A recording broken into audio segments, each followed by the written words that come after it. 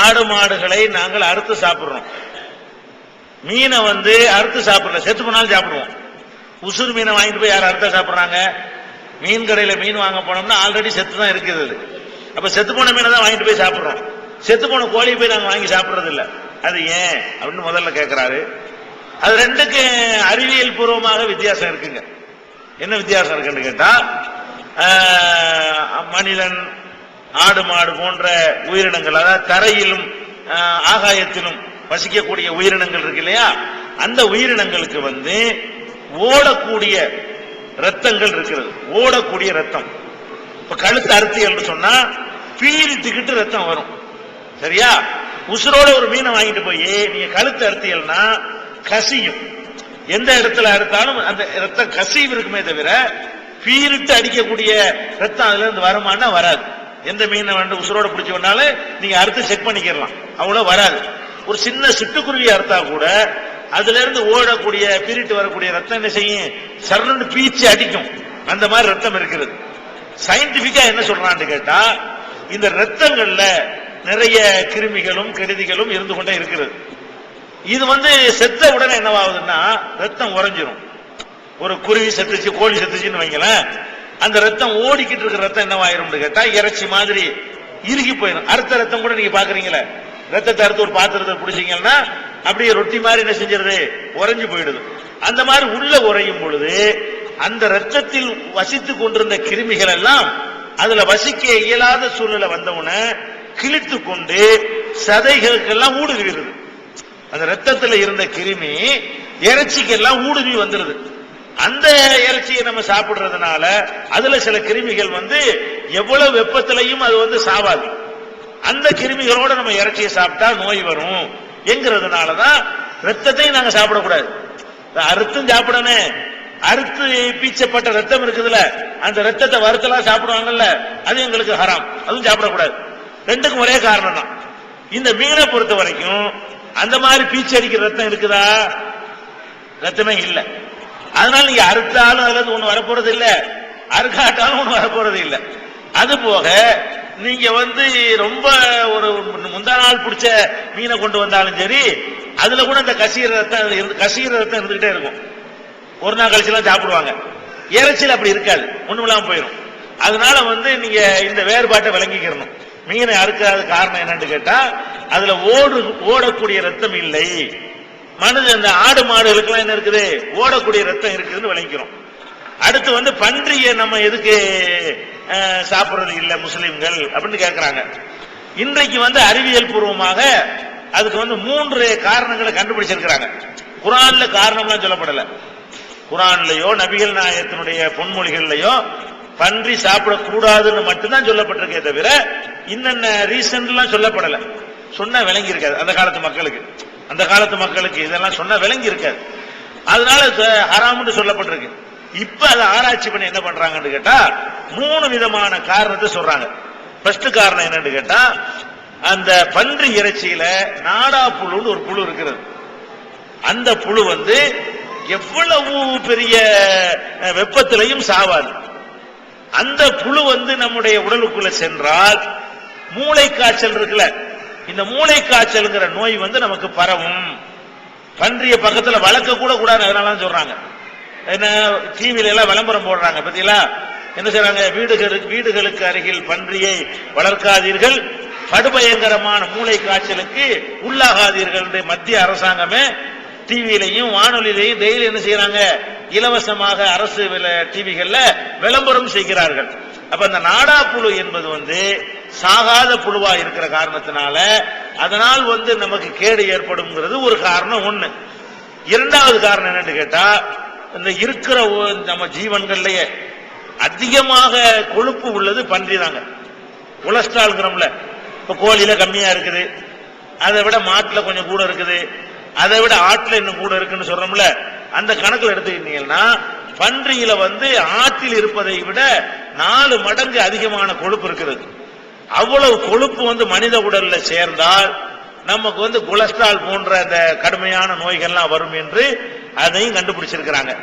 மூணாவதா என்ன சொல்றாங்கன்னு கேட்டா, இன்றைக்கு நம்ம வாழக்கூடிய காலத்துல மனிதனுக்கு செயற்கையாக சில விஷயங்கள் தேவைப்படுகிறது. உதாரணமா நம்ம விபத்துக்கு உள்ளாயிட்டோம், ரத்தம்லாம் ஓடி போச்சு, அல்லது ஒரு ஆபரேஷன் பண்ண வேண்டி இருக்குது, இப்ப ரத்தம் செலுத்தணும். ரத்தம் கடையில் கிடைக்குமா? கிடைக்காது. அப்ப ஒரு மனுஷனுடைய ரத்தத்தை இன்னொரு மனுஷனுக்கு செலுத்துறாங்க, ரத்த தானம். இது கூட சில நேரத்தில் கிடைக்க மாட்டேங்குது. அப்ப அது யோசிச்சு பாக்குறாங்க, ரத்தத்தை மனுஷ ரத்தத்துக்கு பதிலா மிருக ரத்தத்தை செலுத்தினா எப்படி அப்படின்னு யோசிக்கிறாங்க. யோசிச்சு விஞ்ஞானிகள் என்ன செய்யறாங்கன்னு கேட்டா, ஒவ்வொரு பிராணியுடைய ரத்தமா எடுத்து மனுஷ ரத்தத்தை எடுத்து ரெண்டையும் தனித்தனியா பிரிச்சு பிரிச்சு சோதிக்கிறாங்க, ரெண்டு மேட்ச் ஆகுமாண்டு. எந்த பிராணியுடைய ரத்தமும் மனுஷனுடைய ரத்தத்துக்கு ஒத்து வரமாட்டேங்குது, சம்பந்தமே இல்லாம இருக்குது. ஒரு ஆட்டு ரத்தத்தை எடுத்து மனுஷனுக்கு சேர்த்தா ஒர்க் ஆகாது, செத்து போயிடுவான். மாட்டு ரத்தத்தை மனுஷனுக்கு சேர்த்தா செத்து போயிடுவான். தற்செயல அதிசயமாக என்ன இருக்குன்னு கேட்டா, பன்றி இருக்குல்ல, பன்றி ரத்தத்தை எடுக்கிறாங்க, அது மனுஷ ரத்தத்துக்கு ஏறக்குறைய நெருக்கி வந்துருது. அநேகமாக கொஞ்ச நாள்ல அது மனிதனுக்கு ஏற்கலாம் என்று கண்டுபிடிச்சிருவாங்க. இப்ப விஞ்ஞானிகள் கண்டுபிடிச்சிருக்கிறாங்க, பன்றியுடைய ரத்தம் மனித ரத்தத்துக்கு அடுத்த ஸ்டேஜில் இருக்கிறது. உலகத்திலேயே எல்லா ஜீவன்களை விட மனுஷனுக்கு அடுத்து இருக்கக்கூடிய ரத்தம் எதுன்னு பாத்தீங்கன்னா பன்றியின் ரத்தம். அப்ப பன்றி ரத்தத்தை மனுஷனுக்கு செலுத்தலாம், செலுத்துவதற்கான ஒரு சிந்தனை இன்னைக்கு வந்திருக்கிறது. வெற்றிகரமாவல அந்த சோதனை நெருக்கத்தில் இருக்கிறது ஒண்ணு. அதே மாதிரி ஹார்ட் வீக் ஆயிடுச்சுங்க, இதயம். ஏன் இதயம் வீக் ஆயிடுச்சுன்னா என்ன பண்ண முடியும்? இன்னொரு மனுஷன் இதயத்தை எடுத்து எனக்கு வச்சு அவன் போயிடுவான், இதயம் கிடைக்காது. அப்ப மிஷின் வைக்கிறான். இப்ப பேச மேக்கர் என்ன பண்றான், மிஷினை வச்சு அதை வச்சு பம்ப் பண்ணிக்கிட்டு இருக்கிறான்.